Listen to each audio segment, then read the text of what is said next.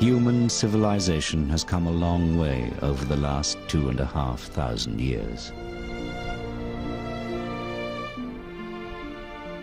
This ancient classical world must have been a very different place to our modern age. A time when life was much simpler. A time without the stresses of modern life, in a world without computers and information technology. But we may soon have to change our idyllic view of the ancient world. Clues from the bottom of the Mediterranean Sea are set to reveal this was a world more advanced than we could ever have imagined.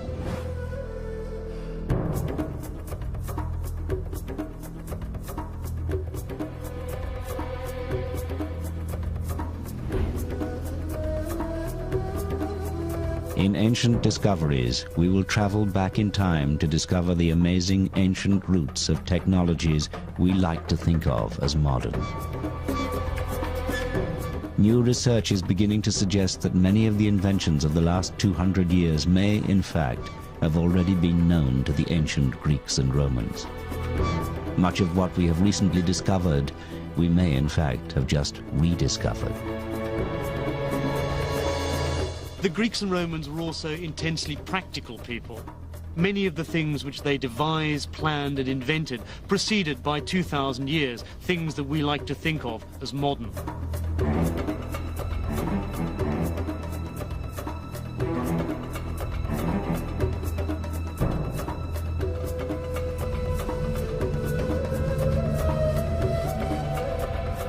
At the heart of this story of ancient achievement lies a mysterious and arcane machine, one so complex that many have refused to believe it could have been built by the ancient Greeks. Hidden for centuries beneath the Mediterranean Sea, encased in thick corrosion, it remained an enigma until 20th century science glimpsed inside. What they saw inside astonished them. A mass of gears and cogs, a machine. But what was it for, and who had created it? For 100 years, it has been a riddle which intrigued but baffled those who tried to understand the mysterious object known as the Antikythera mechanism.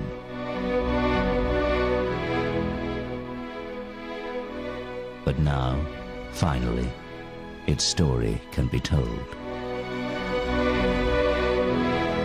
That story began just over 100 years ago, in the year 1900. It was early spring when Captain Kondos and his crew of sponge divers found themselves sheltering from a storm miles off course by the little Greek island of Antikythera. As the weather cleared, the captain decided to make the most of his unplanned stop by diving in the deep, clear waters off the island.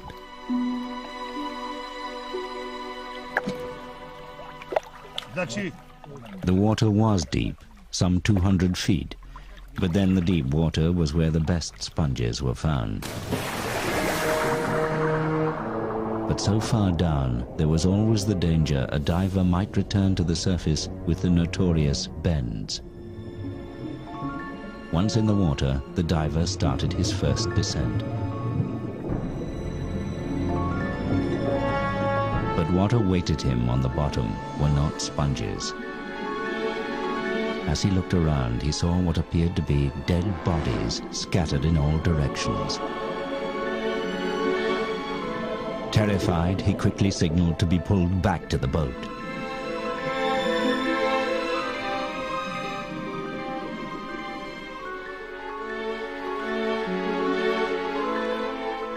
Some thought the diver mad. Perhaps he had the bends. But the truth was far, far stranger than that. 2,000 years ago, another ship had sailed these waters, on its way from Rhodes to deliver a precious cargo to a wealthy Roman citizen.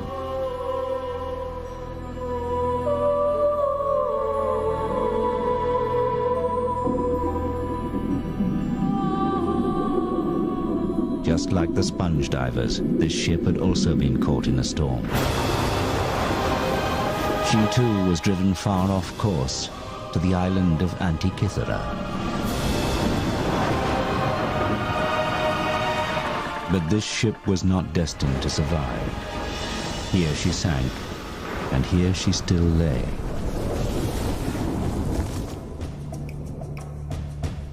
Captain Kondos sent another diver to investigate the wild story of bodies.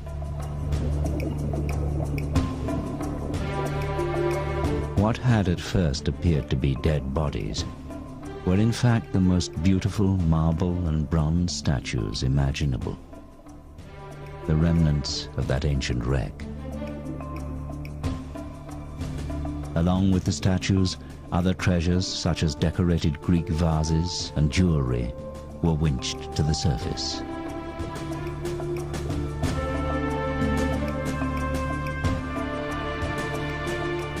It was the find of the decade, perhaps the century, and the breathtaking statues made front-page news. One of the most perfect bronzes recovered was named the Antikythera Youth. The piece was universally acknowledged as a work of genius.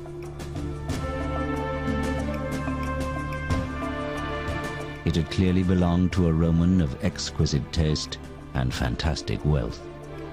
A Roman destined for disappointment, as this cargo never arrived.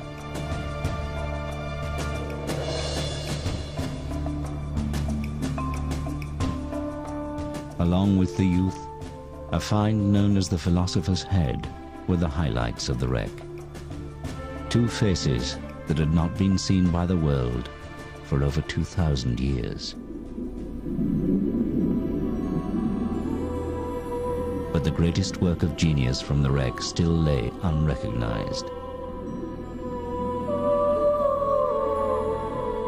This rusting lump of corrosion held the key to one of the greatest periods in human history, the Hellenistic period, and perhaps the greatest achievement of that time.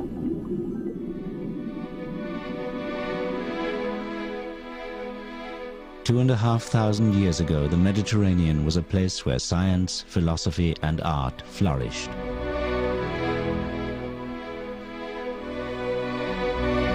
The Greeks, known as Hellenes, were living in what many regard as a golden age.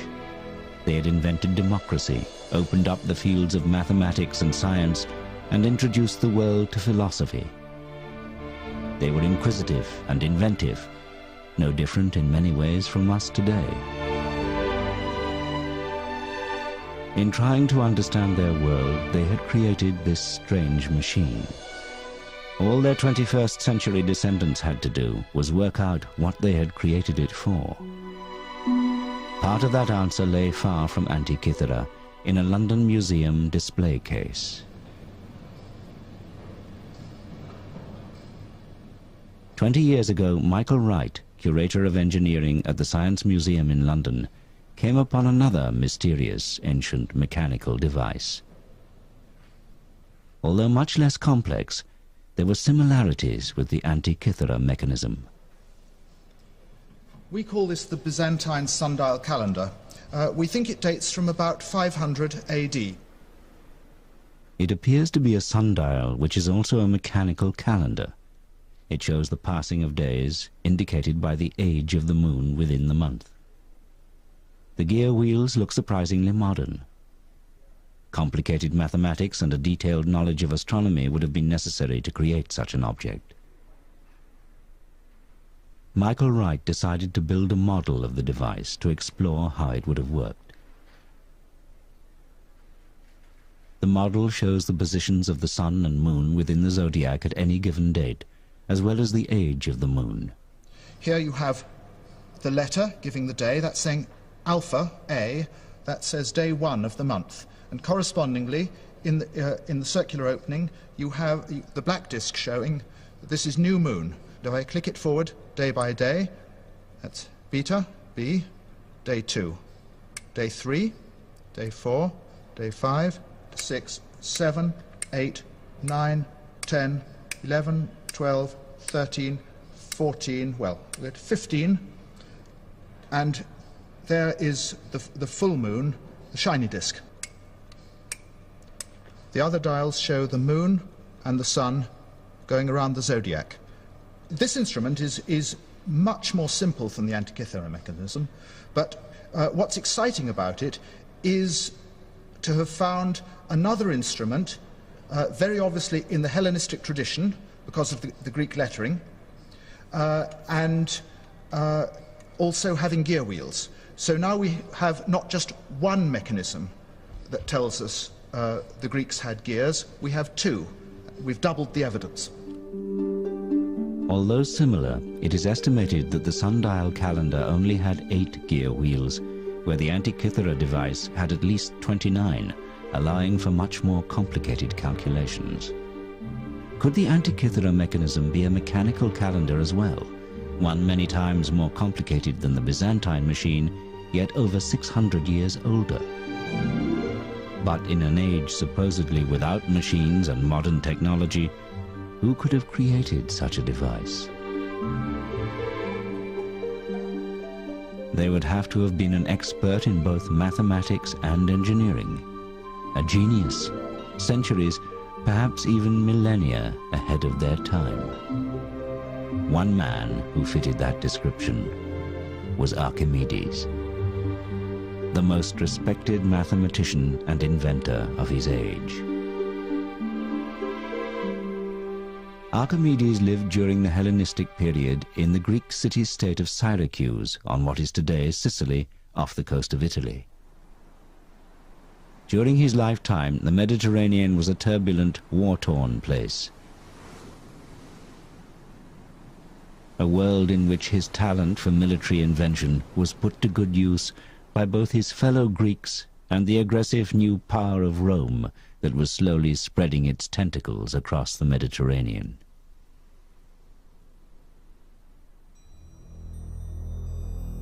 Today, he is perhaps best remembered for the revolutionary invention known as the Archimedean screw, used to move water or seeds uphill.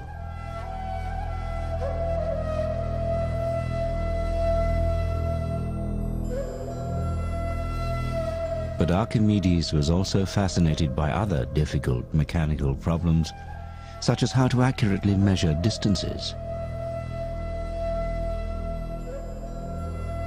The greatest challenge of all, however, was to solve the puzzle of what caused the rising and setting of the sun, the changing seasons, and the strange movement of the moon and planets. What, in short, were the mechanics of time? Many years earlier, Archimedes had traveled across the Mediterranean to the most important cultural center of the Hellenistic world, Alexandria, Egypt. Alexandria was the most sophisticated place on earth. Founded by Alexander the Great, it was now ruled by the descendants of one of his generals, Greek soldiers who had risen to become pharaohs. It was a unique place, the meeting point of the age-old civilizations of the Mediterranean, a city of Egyptians, Greeks, Romans, and Persians. Here they combined the wisdom of the pharaohs with the brilliance of Greek philosophy to create the intellectual powerhouse of the ancient world. And it was here that the young Archimedes would be inspired by the work of a mechanical genius called Ctesibius. He would have a simple but brilliant idea that would literally change time forever.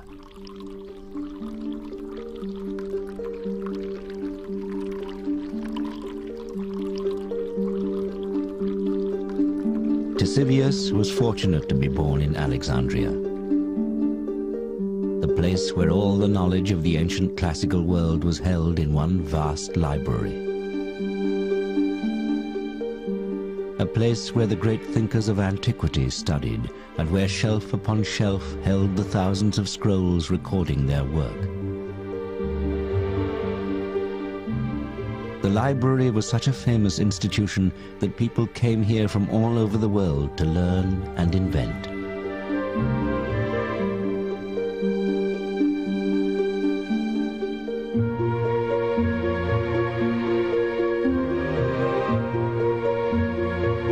It was here that Ctesibius's revolutionary invention was recorded. and where the young Archimedes may first have read of his work.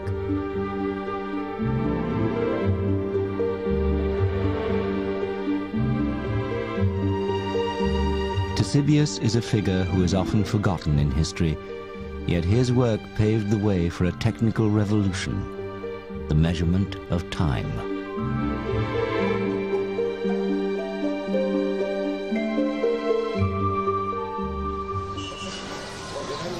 Yet Ctesibius came from humble beginnings. He was the son of a simple barber. As a young man, he had worked in his father's barber shop in Alexandria, inventing gadgets such as adjustable mirrors. And here he was surrounded by the constant dripping of water, which would inspire his great invention. Ctesibius knew that for thousands of years the Egyptians had used ordinary water timers to mark the hours of the day. The famous Karnak water clock is one example. Despite the intricate hieroglyphics, strange symbols and images of gods and animals, it's a simple device, as this reproduction shows. It was filled to the top with water, and as it drained out through a spout at the bottom, the time could be read as the level dropped.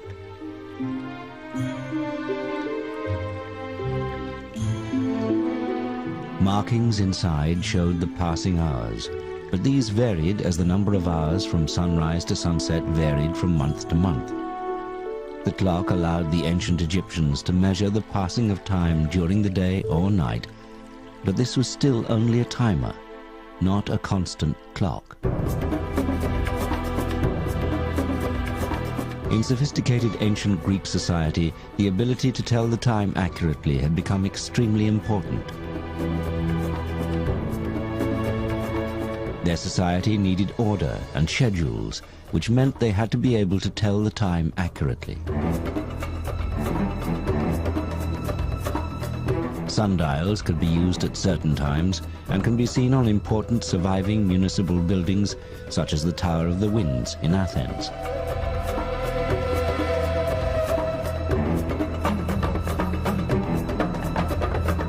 But when the sun went behind a cloud or night fell, how would they know what time it was then?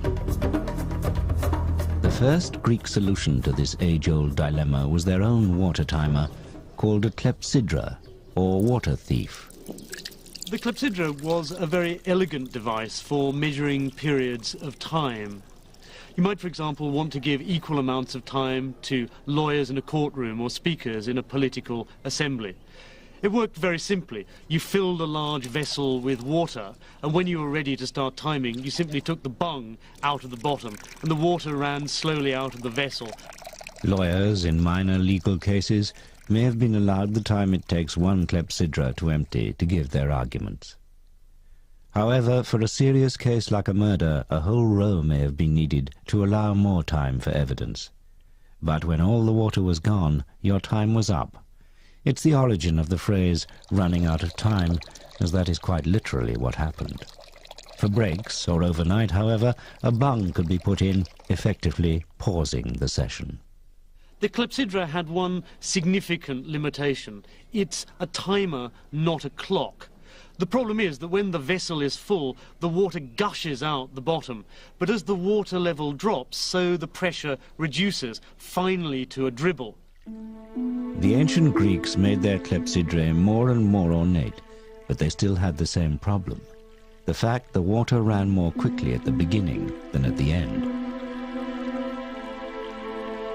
They created graduated scales to compensate for this, but they could not make them run at a constant speed. Ctesibius, however, saw the solution. He realized that if the vessel was always full, then the water pressure out would always be the same. If he could master that, he knew he could create an accurate device which would change the world. This then was the challenge he decided to set himself. Ctesibius saw that the way to simplify the Egyptian clepsydra was not to utilise outflow of water, but to try and obtain a uniform inflow of water.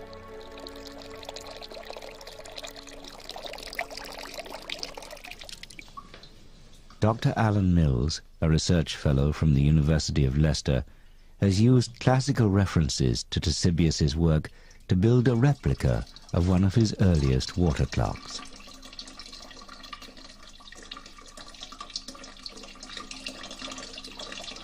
It's very sophisticated. It's one of these inventions that's easy once some genius has thought of it. The challenge was to keep the reservoir of the clepsydra full at all times. And this is how Ctesibius did it. Firstly, he added another water tank above the main reservoir. This poured water into the top faster than it could flow out, meaning the reservoir was always full. And any excess water could just run off into an overflow container. The water would always come out of the reservoir at the same speed. Now Ctesibius just had to measure it. To do this, he decided to put another water tank under the constant outflow. In this container, he placed a float with a pointer on top and a scale next to it. When the level of the water rose, the pointer rose at a constant speed. It was a stroke of genius. Ctesibius had created the world's first mechanical clock, thanks to the dripping water in a barber's shop.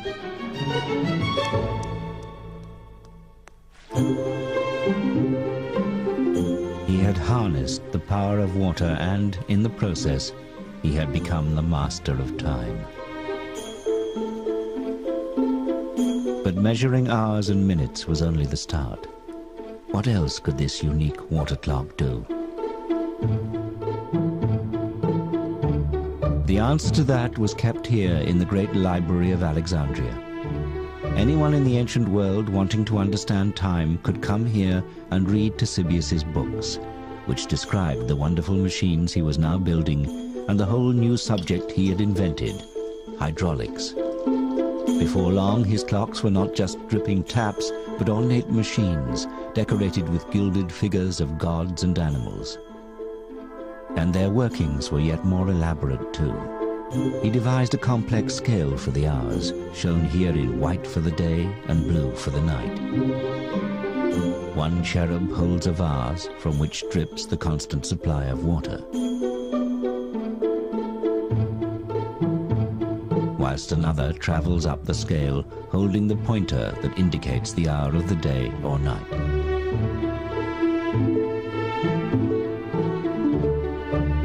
But that was only the start.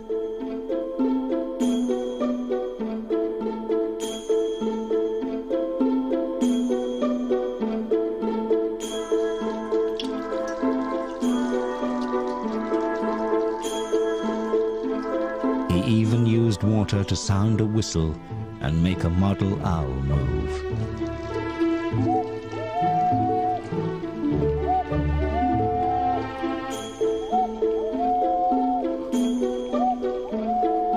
He had invented the world's first cuckoo clock.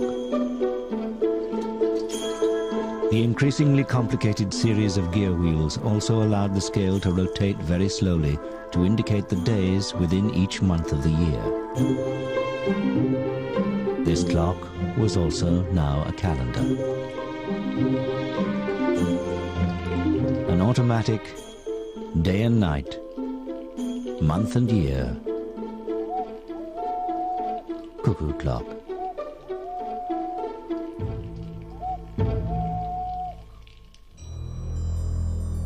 Archimedes was clearly fascinated by Ctesibius's creations. He studied his clocks and used his own genius for invention to continue the work. In an Arabic translation of Archimedes' work dating back over 1,000 years, we can see a tantalizing glimpse of his additions to a Ctesibius water clock.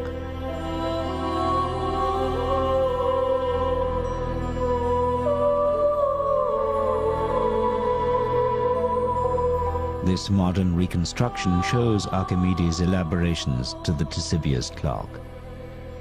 He added a bird who dropped small stones onto a bell, making the clock chime on the hour.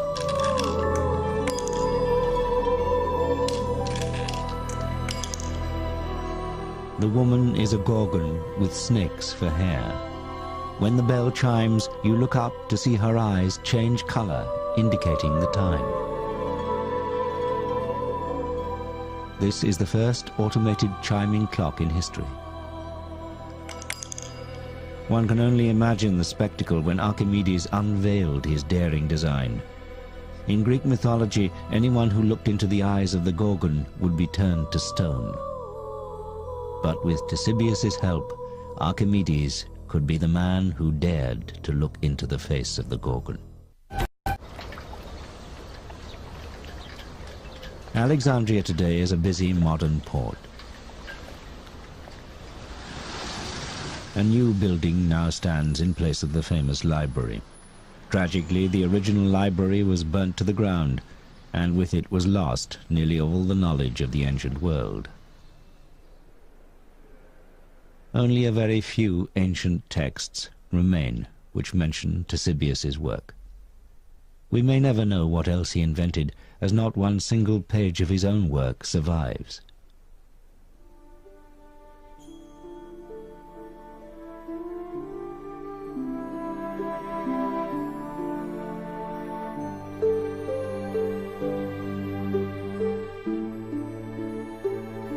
So much information has been lost that Ctesibius has been largely forgotten.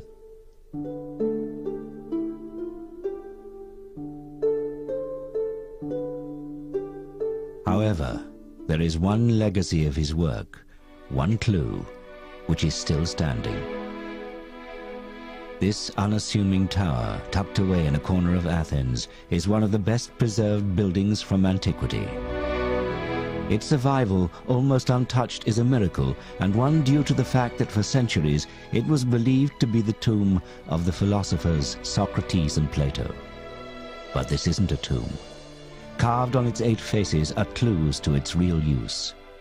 On each side, a worn sculpture of each of the 8 winds can still be seen, along with a sundial. It was actually built by an astronomer around 200 years after the death of Ctesibius, but is a monument to his genius. This building, now known as the Tower of the Winds, was the public clock of ancient Athens. Inside this tower, there once stood a huge and complex water clock based on a Ctesibius design.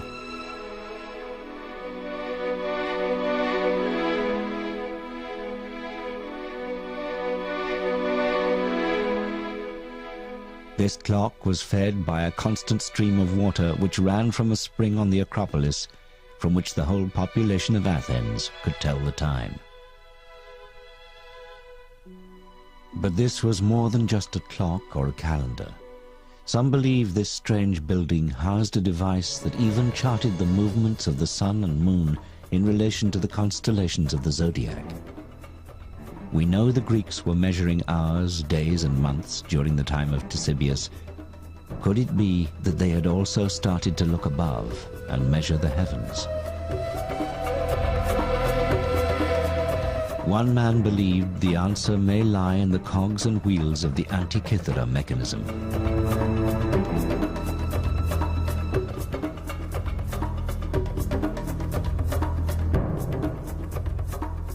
In 1951, an English physicist, Derek de Solla Price, decided to find out for himself and examine the mechanism in detail for the first time.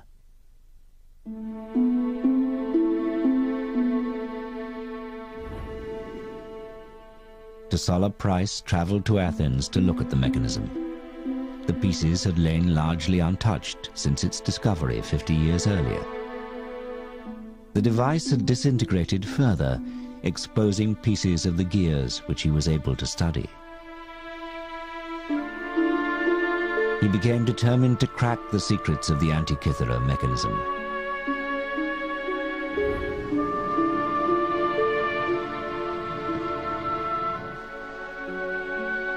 De Solla Price spent much of his time at the National Museum of Greece in Athens, probing the secrets of this ancient enigma.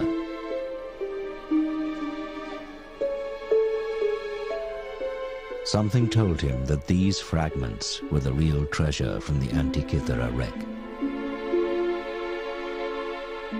Using new developments in X-ray technology, he could now see what its discoverers 50 years before could not. Looking through the corrosion, he was amazed. A machine so complex it could almost be modern. He had to know what it was for. His meticulous studies of the cogs, gear ratios and inscriptions gave him clues to the possible purpose of the mechanism.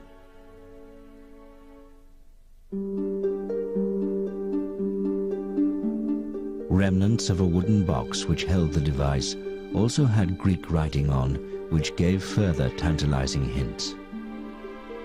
Using this information, De Solla Price developed a theory and put together a model of how he believed the Antikythera mechanism could have worked. He realized the mechanism was an extremely sophisticated device for calculating the relative movements of the sun and moon. It also seemed to show the days of the month as lunar phases.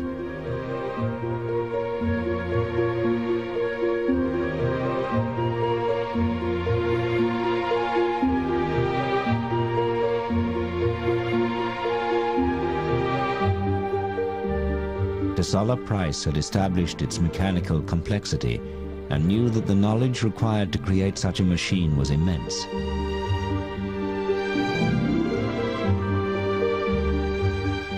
He believed that at the front of the mechanism a bronze dial showed the date and positions of the sun and moon.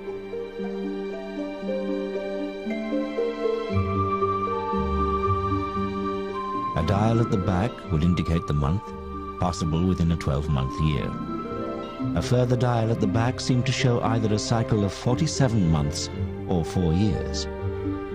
De Solla Price called the mechanism a calendar computer. For anyone in the ancient world, such a device would have been invaluable. To understand the movement of the sun and moon within the heavens was to look into the minds of the gods. Many believed then, as some do today, that the positions of the sun, moon and stars at the time of someone's birth may influence their later life. What complex horoscope software does today, the Antikythera mechanism may have done over 2 millennia earlier. To the priests and astrologers of the day, this extraordinary machine could have been a window on the gods.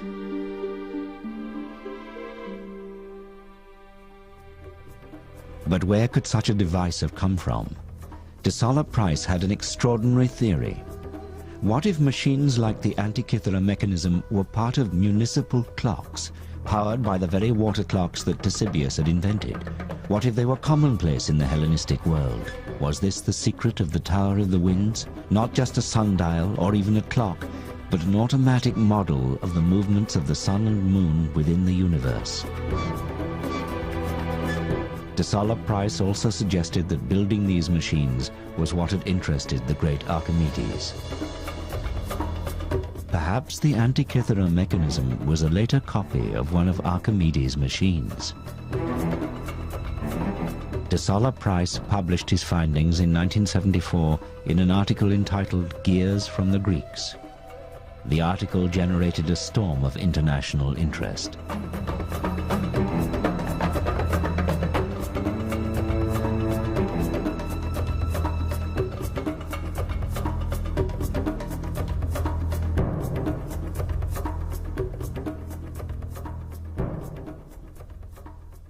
In particular, one man was to read that article and to spend the next 30 years pondering on De Solla Price's theory. When Michael Wright from the Science Museum first read the paper, he was immediately fascinated by the notion that the ancient Greeks had complex engineering. Wright decided to go to Athens to examine and re-X-ray the mechanism for himself. We've got this view with several of the pieces put together, and it helps me to build up a more complete picture of just how the gear wheels were arranged inside the box before it all fell apart. Although intrigued by de Solla Price's theory of the Antikythera mechanism, Wright believed there was more to the device than de Solla Price had realized. I went back and read Gears from the Greeks again and started to find problems with Price's account. That's when I resolved I really had to look at the thing for myself. But for Michael Wright to understand this strange device, he knew he needed to do more than just look at it. He needed to try to build one for himself. After de Solla Price's publication, many academics simply refused to admit that the mechanism could be so old. The complex gearing seemed too modern. How could ancient peoples have calculated and precisely cut the fine teeth on each wheel, they asked. Surely this was either a fake or a later machine that just happened to be lost on the site of the ancient wreck. So Wright set to work, determined to prove them wrong.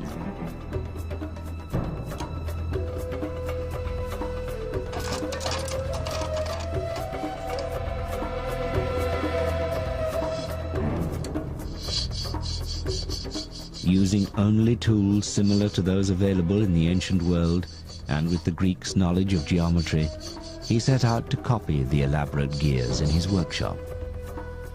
Measuring and cutting gears with only a pair of compasses, a metal file, and a good eye for detail was not going to be easy. But it was possible. After many hours of practice, Wright proved beyond doubt that with patience and skill, it could be done. You can't deny the evidence that the Antikythera mechanism exists. When you look at it closely, it's very accomplished work, both in design and in execution. Why shouldn't the ancient Greeks have done it? We know from translations of his work that Archimedes was familiar with these types of cogs, and now it was the study of these gears that was to help solve yet another mystery involving one of his other mechanical marvels, the mystery of the odometer.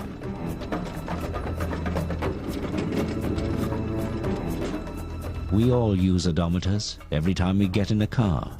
It's the device which measures the distance we've traveled. But remarkably, this device was in use long before cars and was crucial to the development of the Roman Empire.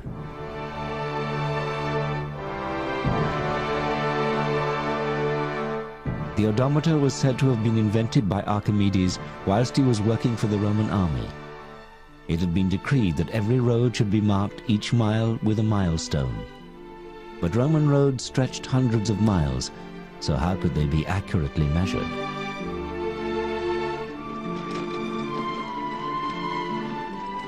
By creating a cart that could accurately calculate distance, Archimedes solved the problem and the milestones could be laid out.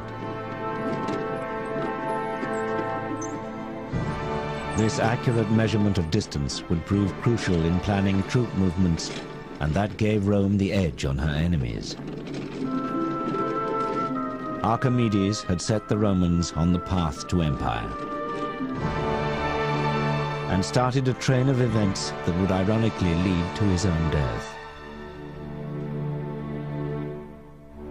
Today, the most famous of Roman roads, the Appian Way, is still marked in places by the milestones that Archimedes' machine laid out.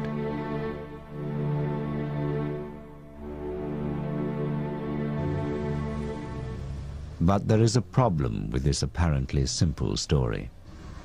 One that Professor André Sleeswyck from Groningen in Holland would eventually solve with the aid of the ghostly X-ray images of the Antikythera mechanism.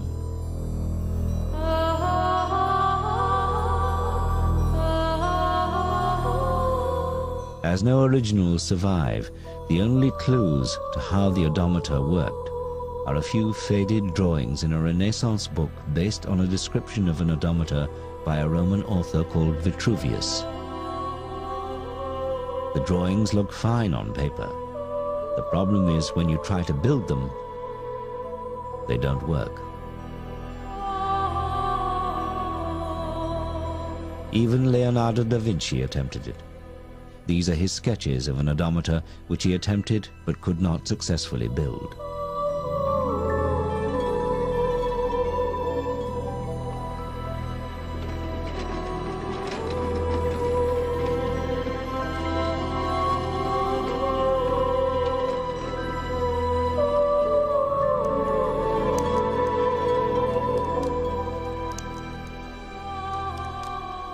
Professor Sleeswig started to make simple models to see if he could crack the odometer puzzle. Then he developed a quarter-sized model. And this was a model with a difference. Where even Leonardo had failed, Sleeswig's model worked. The mechanics are simple. As the wheels turn when the vehicle travels, a gear with a single tooth pushes round a huge gear with 400 teeth. Every time the large wheel turns once, a small stone would be automatically dropped into a box below the device. This allowed miles to be measured.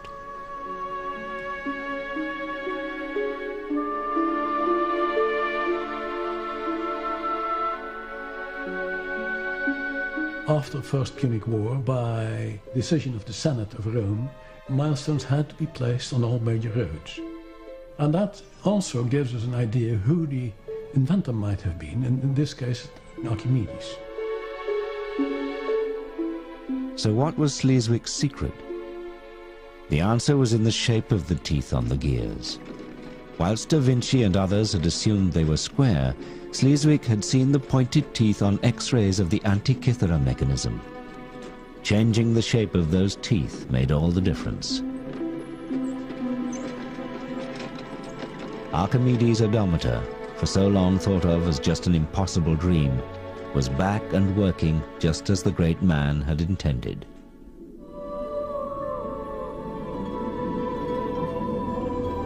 All thanks to that most mysterious of ancient objects, the Antikythera mechanism.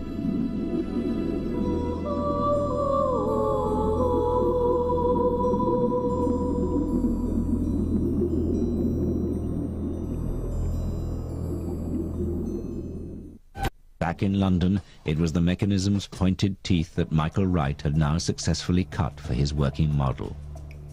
Far more complex than the odometer, this would be the most complete model of the Antikythera mechanism ever built. As each gear slotted into place, it soon became clear de Solla Price may have got the details wrong, but his theory was right. The Antikythera mechanism was an automated calculating device, perhaps even a type of computer. You could call this thing a computer in the sense that you put in some data and it gives you out related data.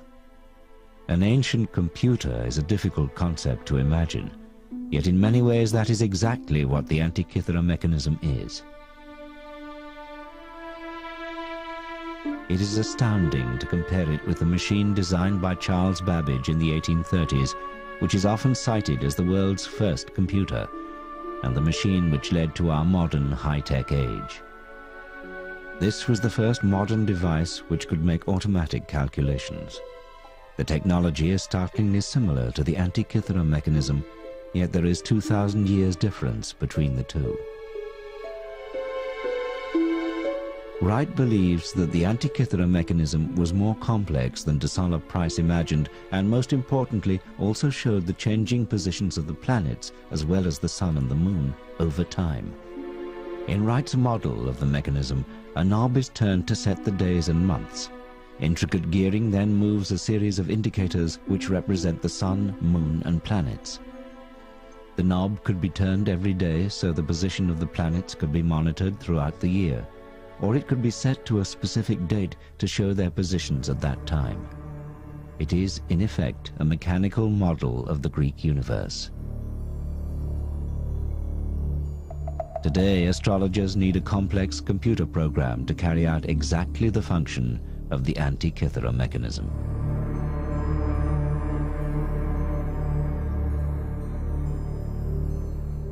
So could this machine have been created by Archimedes himself?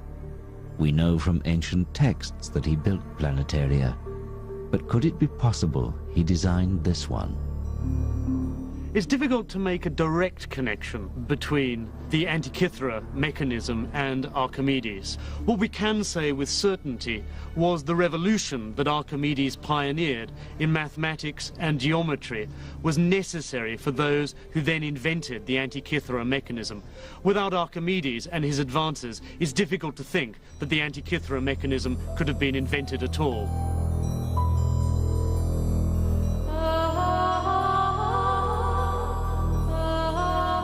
Archimedes' own life was cut short before he could finish his revolutionary work on mathematics and mechanics. During the Roman sacking of his home city of Syracuse, it is said a Roman soldier was sent to find him and bring him back alive. When Archimedes refused to leave his work, the soldier became angry and killed him. It was an ironic end for a man who had done so much to make Rome such a formidable fighting force. His death marked the beginning of the end of the Hellenistic tradition of great invention and science. His work, however, was preserved, stored on the endless shelves of the great library of Alexandria, a treasure greater than any the Romans looted from Syracuse. But even that legacy was not to last. The library itself fell victim to war and destruction, being burnt to the ground several times over the following 800 years. Eventually, most of the collection, including much of Archimedes' work, was lost or destroyed in the fires.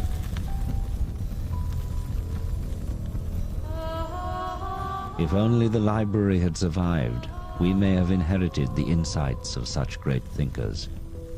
Without them, we have been forced to reinvent much that we are only now realizing was already known over 2,000 years ago.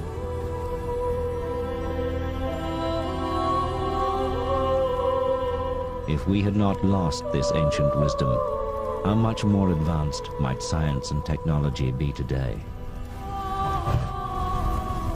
And what else may still lie hidden or lost from that time?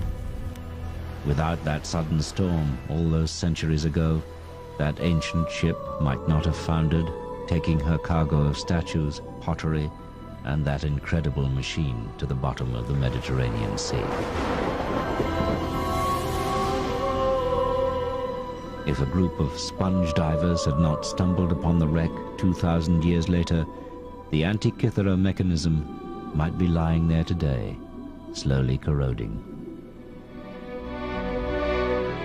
What other technological marvels from that time might still be awaiting discovery?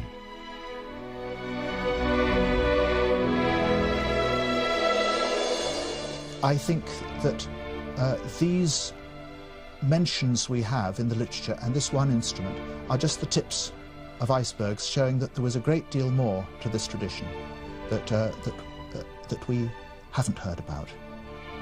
2,000 years ago, there was a world more advanced than we had dared to believe, and more secrets may still lie waiting to be discovered. Ancient discoveries we are only just beginning to understand.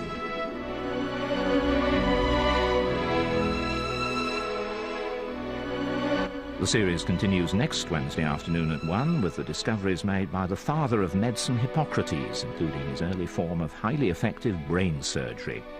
In just a few minutes, armchair travelling at its very best, and you don't have to tip the guide, with the conclusion of our tour of the 7 natural wonders of the world, all sights for sore eyes.